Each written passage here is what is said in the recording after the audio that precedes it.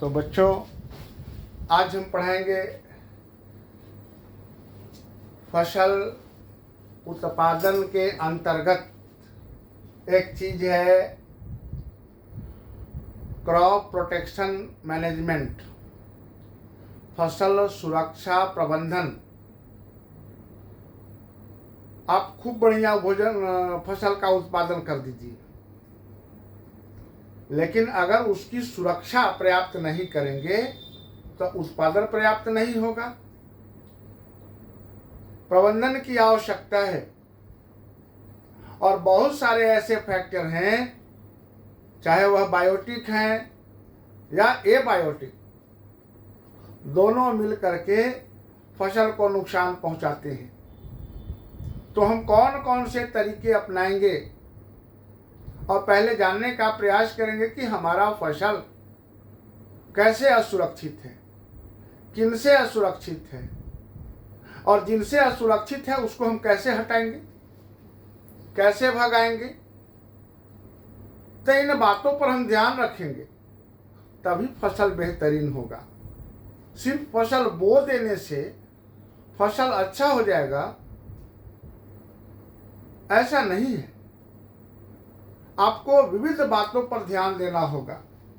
तो अभी तो मैं पहले से पढ़ा रहा था, बोने की व्यवस्था कैसी होनी चाहिए, मैन्योरिंग कैसे करेंगे, फर्टिलाइजर की व्यवस्था कैसे करेंगे, सिंचाई कैसे करेंगे। तो ये सारे फैक्टर निर्भर करते हैं अच्छे उत्पादन के लिए। तो आज उन्हीं में से एक चीज मैं बताने जा रहा हूं कि फसल का हम सुरक्षा कैसे करेंगे, फसल का सुरक्षा कैसे करेंगे। उत्पादन बेहतरीन हो गया तो कैसे हुआ, क्या उस पर बायोटिक फैक्टर का कोई प्रभाव पड़ा था कि नहीं, एबायोटिक फैक्टर का प्रभाव पड़ा था कि नहीं। तो इन सारे चीजों पर अभी हम चर्चा करेंगे और क्रॉप प्रोटेक्शन मैनेजमेंट से संबंधित हम लोग विविध सारी बातों पर ध्यान देंगे। फसल को प्रोटेक्शन करना क्यों जरूरी है, किनसे जरूरी है आदि। तो चलते हैं पहले पेस्ट कंट्रोल। वे सारे लिविंग थिंग्स जो हमारे फसल को नुकसान पहुंचाते हैं, उन सबको हम पेस्ट कहते हैं। चाहे वह माइक्रो इंसेक्ट्स हो गए, बैक्टीरिया हो गए, इंसेक्ट हो गए, रोडेंट्स हो गए, गिलहरी और चूहा, खरगोश, या फिर बड़े हर्बीवोरस एनिमल्स हो गए। वो सब हमारे फसल पर अटैक करते हैं अपने भोजन के लिए। चिड़िया भी अपने भोजन के लिए हमारे फसल पर अटैक करते हैं। ब्लू काउ, नील गाय जिसको कहते हैं, वो भी हमारे फसल पर अपने भोजन के लिए अटैक करते हैं, आक्रमण करते हैं। चूहे, खरगोश और इंसेक्ट्स, ये सब हमारे फसल पर अटैक करते हैं। अगर ध्यान नहीं दिया जाए तो फसल का लगभग 70% हिस्सा खा जाएगा। आप देखते रह जाएंगे।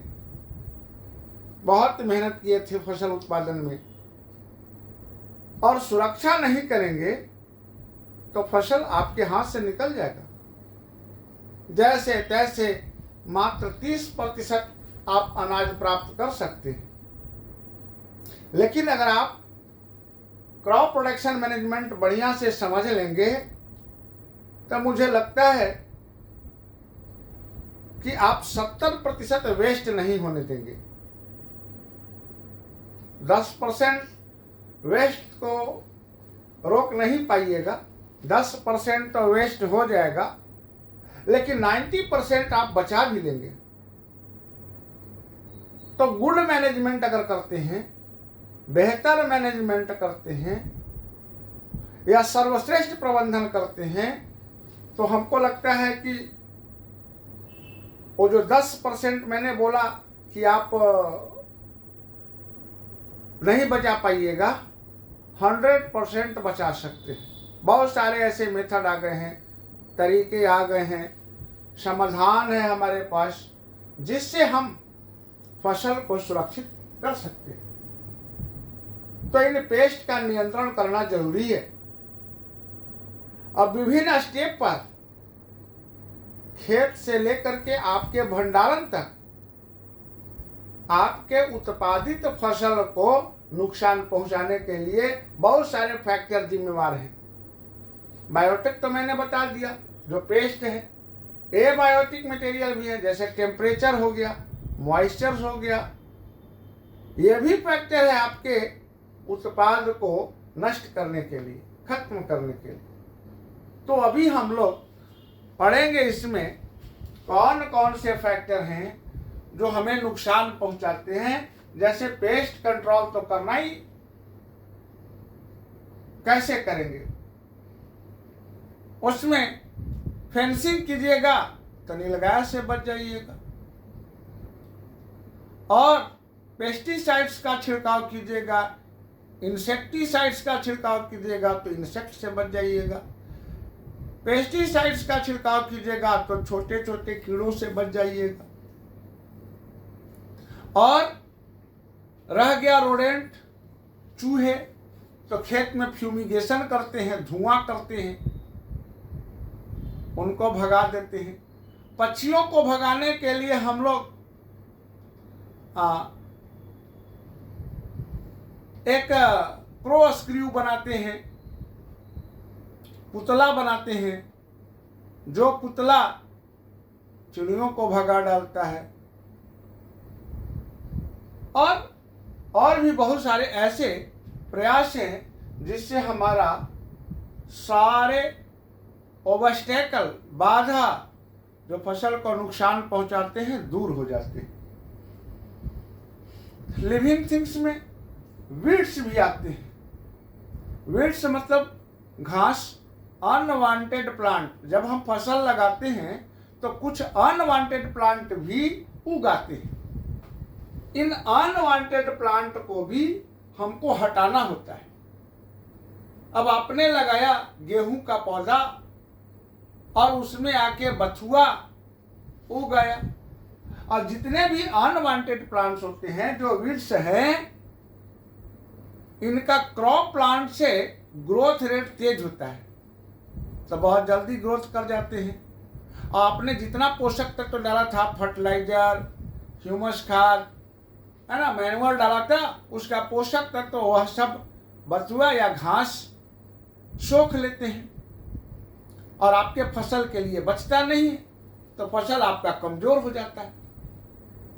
तो इसलिए हमको वीड्स को भी कंट्रोल करना पड़ता है, नियंत्रित करना पड़ता है, निकाल लेना पड़ता है।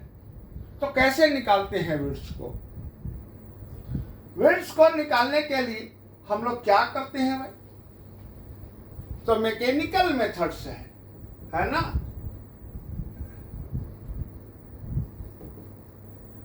मैकेनिकल मेथड है, क्या है mechanical method? uprooting the weeds, uprooting the weeds मतलब घास को कबाड़ दीजिए। 2-4 कट्ठा में रहेगा, है ना, तो आप कबाड़ लेंगे, और 2-4-10 हेक्टेयर में अगर होगा फसल, तो हाथ से कितना कबाड़ेंगे? तो यह मेथड, मैकेनिकल मेथड, जो अपरूटिंग द वीड्स, उखाड़ने की जो प्रक्रिया है, आप पूरा नहीं कर पाएंगे। तब दूसरा तरीका है chemical method.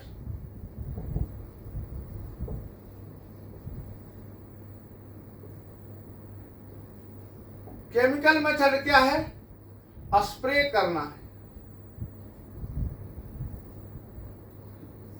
Spray the weedicides,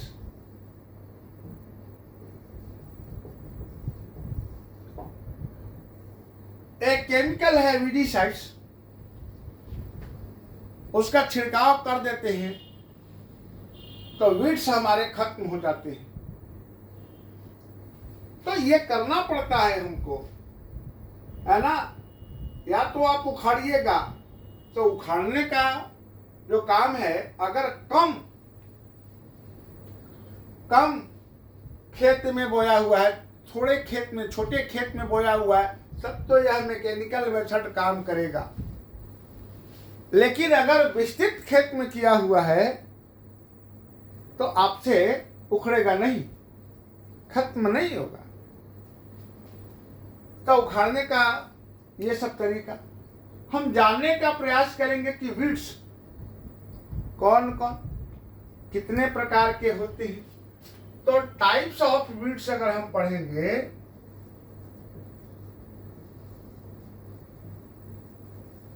weeds तो हर फसल में होता है, चाहे वह खरीफ का फसल हो या रबी क्रॉप्स हो।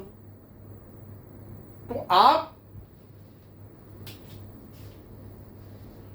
एक घास का नाम सुने हैं जो रबी खरीफ में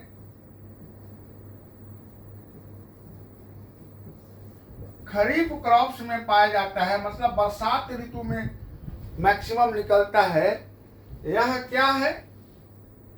साइपेरस, है ना, साइपेरस रोटैडस।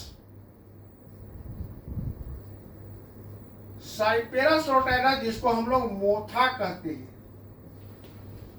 हिंदी में यह मोटा घास है जो खरीफ क्रॉप्स में मिलते हैं और बड़े तेज गति से ग्रो करते हैं, और आपके उखाड़ने से इनका जड़ बहुत लंबा होता है, तो अपरूटिंग मेथड से भी खत्म नहीं होते हैं। और केमिकल मेथड का अगर इस्तेमाल करेंगे तो इस पर बहुत कम प्रभाव पड़ता है, यानी कि बहुत जबरदस्त घास है, ये आपके फसल को नुकसान पहुंचा के रहेगा।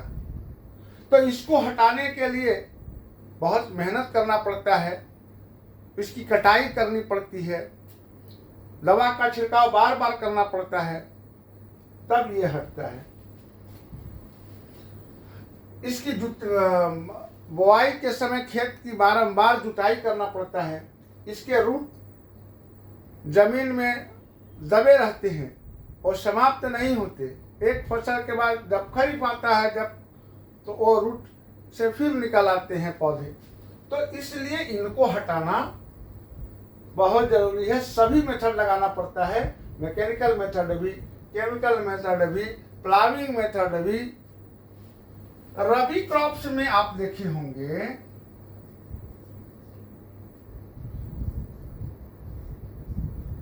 रबी क्रॉप्स में कौन कौन घास पाए जाते हैं? अमरैंथस, AMRAN, अमरैंथस, इसको कहते हैं चौलाई,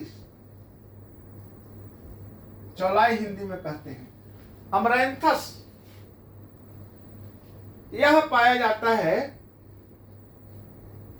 रबी क्रॉप्स में। और गेहूं में, रबी क्रॉप्स के गेहूं में एक और आता है जिसके कहते हैं हम लोग चिनापोडियम।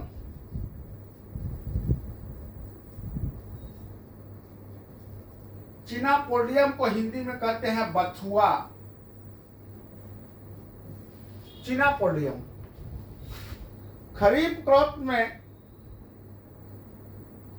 साइपेरस रोटैडस जिसको मोथा कहते हैं, और रबी क्रॉप्स में अमरैंथस और चिनापोडियस, चिनापोडियम कहते हैं बथुआ को, ये पाए जाते हैं। अमरैंथस, चौलाई और चिनापोडियम ये केमिकल मेथड से तुरंत नष्ट हो जाते हैं, यानी कि इनके ऊपर वीडीसाइड का अगर छिड़काव करते हैं तो ये तुरंत समाप्त हो जाते हैं। और इस तरह से हम अपने फसल को इन वीड्स से कंट्रोल कर लेते हैं, वीड्स से बचा लेते हैं, और हमारा फसल बेहतर प्रोडक्शन देता है। अब हम आपको बताने जा रहे हैं कि अगर नहीं हटाएं तो क्या होगा, वीड्स को नहीं हटाएं, effects of weed on the crop plant. तो जितना खाद छिड़किएगा, पेस्टिसाइड, जितना फर्टिलाइजर डालिएगा,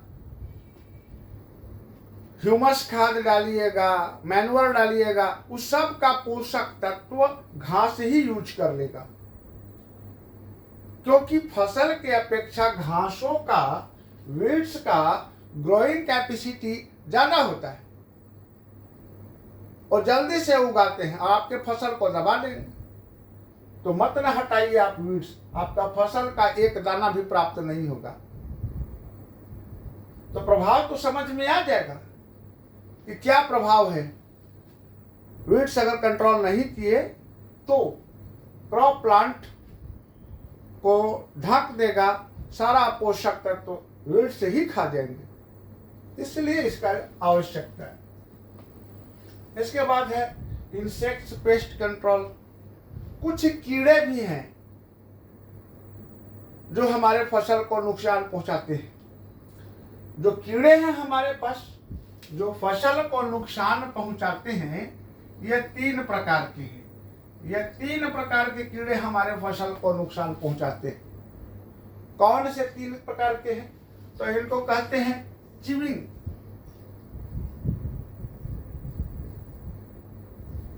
चिविंग इंसेक्ट्स कहते हैं। और दूसरा है सकिंग इंसेक्ट्स,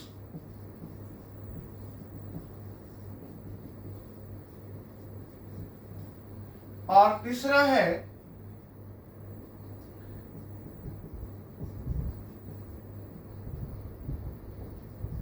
इंटरनल फीडर्स। 3 प्रकार के हो गया। इंसेक्ट्स को कंट्रोल मत कीजिए। तो इंसेक्ट्स और पेस्ट है, जो चिविंग इंसेक्ट्स है और पौधा के पत्ते खा जाता है सब। ऐसा कौन सा कीड़ा है आप देखे होंगे? इसका एग्जाम्पल चिविंग वाला का ग्रास हॉपर है और कैटरपिलर है। ये पौधा के पत्ते खा जाता है। इनको नहीं हटाइएगा तो सारे पत्ती खा जाएंगे पौधा का, फिर पौधा फोटोसिंथेसिस का प्रोसेस नहीं करेगा, भोजन नहीं बनाएगा और उसके पास बेहतरीन उत्पादन नहीं देगा। सकिंग इंसेक्ट्स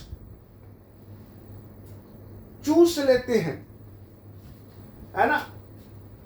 सकिंग इंसेक्ट्स ऐसे हैं जो, इसका एग्जाम्पल क्या, ऐसा कौन सा इंसेक्ट्स है जो सक करता है? सक करना माने चूसना, शक्कर। उनके पास सूंड होता है, प्रोबोसिस, और क्या चूसते हैं? सेल सैप को। तो जब प्लांट का डंठल उग रहा है और डंठल में कोमल कोमल सेल हैं, अब ये कीड़े डंठल पर सट जाते हैं और डंठल पर सट करके सेल सैप को चूस जाते हैं, तो पौधा सूख जाएगा या डंठल उसका टूट जाएगा और गिर जाएगा वहां से। तो ये हैं सेल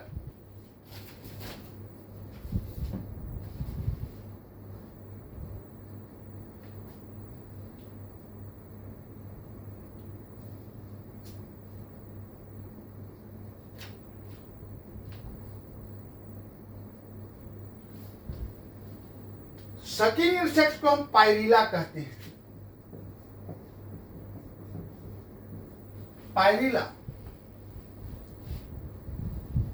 और एक ऐसे इंसेक्ट होते हैं जो बीज के अंदर घुस करके खा जाते हैं बीज के कोटिलीडॉन्स को, बीज पत्र को। प्रत्येक बीज में अंदर बीज पत्र होता है और बीज पत्र को ही खा जाएगा। तो इसका एग्जाम्पल है बोरर। बोरर जो सीड के अंदर घुस करके और कोटिलीडॉन को खा जाता है। यानी कि ऊपर से सीड देखने में अच्छा लगेगा, वो खोखला रहेगा। आप देखे होंगे बहुत सारे सीड में छेद रहता है, तो उसके अंदर एक कीड़ा रहता है बोरर, जो उसको खा जाता है। तो इस तरह से इनको मारना जरूरी है। अगर नहीं मारेंगे तो आपका पर्याप्त फसल का उत्पादन नहीं होगा, है ना। अब इसी प्रकार हम आगे और चलते हैं, देखते हैं कि अब फसल को इन सबसे तो सुरक्षा दे दिए, और कोई प्रॉब्लम है क्या? अभी और कुछ है क्या? The disease of the crops, फसल में कुछ रोग लगाते हैं, है ना। रोग जो लगते हैं वो 3 तरह से लगते हैं। मुख्यतः एयरबोर्न डिजीज,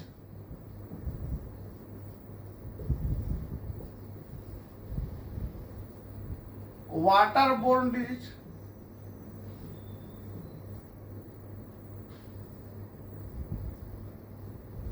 और सॉइल बोर्न डिजीज।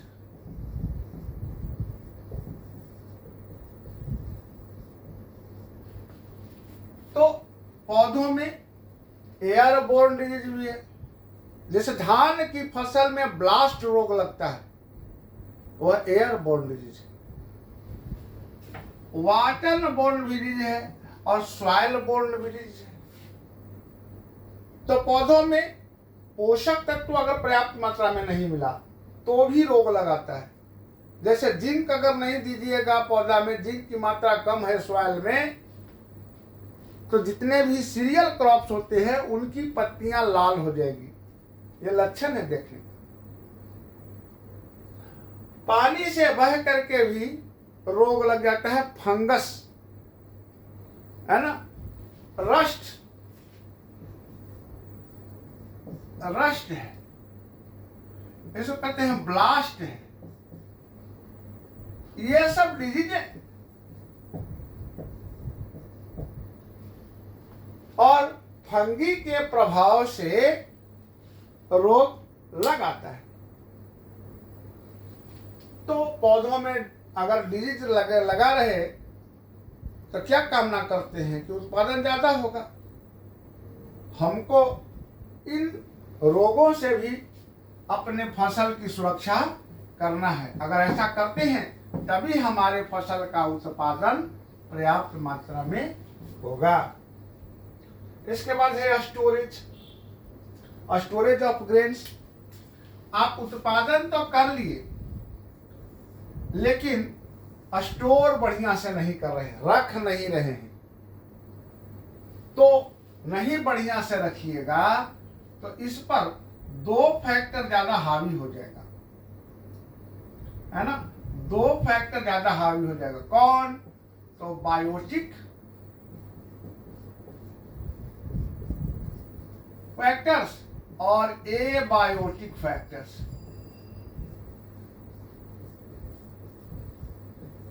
मतलब आपके जो अनाज उत्पन्न हो गए, अब वो खराब ना हो, वो बढ़िया से रखा जाए हमारे पास, 6 महीना के लिए हमारे पास सुरक्षित रहे, साल भर के लिए सुरक्षित रहे। तो आप अगर उसका प्रबंधन नहीं करेंगे तो ये 2 फैक्टर है, बायोटिक फैक्टर और एबायोटिक फैक्टर, ये दोनों नुकसान पहुंचा देंगे। फिर आप हाथ मलते रह जाइएगा। बायोटिक फैक्टर में कौन कौन आते हैं? तो इसमें हो गया आपका, इसमें हो गया पेस्ट, है ना। इसके बाद टर्माइट,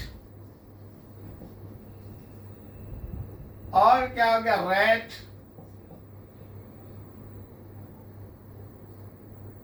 है ना, स्क्यूरल,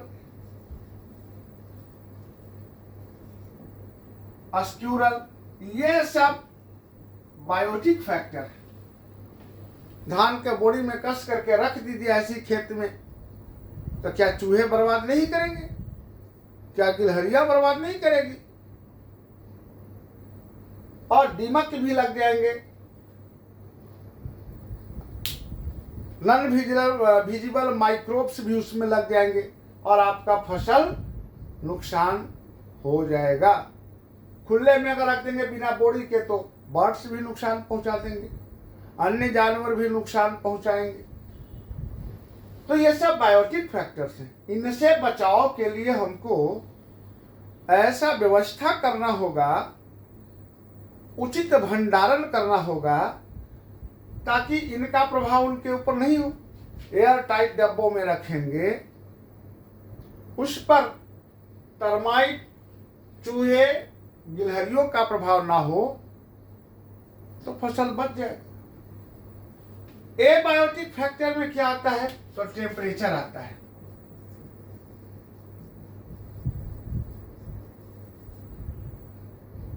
टेम्परेचर आता है और क्या आता है? मॉइस्चर आता है।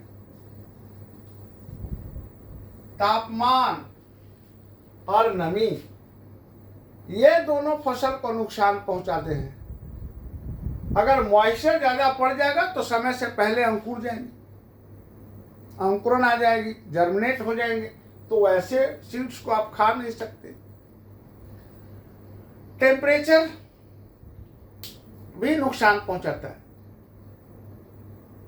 यानी कि अगर मॉइस्चर आप पैक कर दिए और मॉइस्चर अगर है तो उसमें सड़न उत्पन्न होगा, रासायनिक अभिक्रिया होगी और टेम्परेचर बढ़ जाएगा।